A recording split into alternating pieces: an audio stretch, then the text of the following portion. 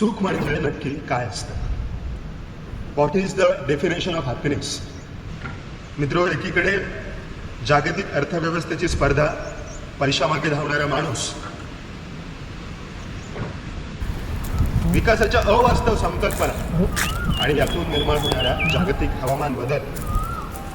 शहरं फार भकास होत चालते आणि फक्त मी नाही, आपल्यापैकी प्रत्येक जण बघतोय आणि जगतोय सुद्धा.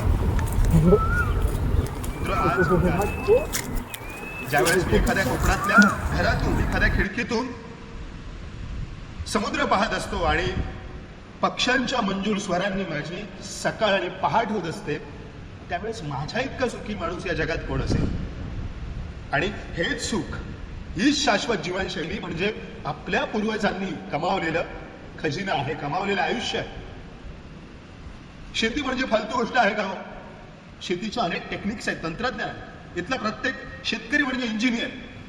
इथल्या आदिवासी पाड्यात राहणारा प्रत्येक माणूस म्हणजे ज्ञानाचा खजिना आहे. यांच्याकडचं ज्ञान कधीतरी आपण आपुलकीने विचारून घ्यायला हवं.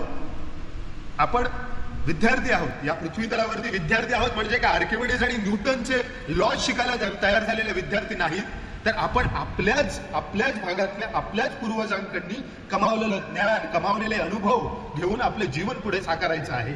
आणि ही लोक ते करतायत. बोलण्यासारख्या खूप गोष्टी आहेत. आजचा हा व्हिडिओ खास आहे.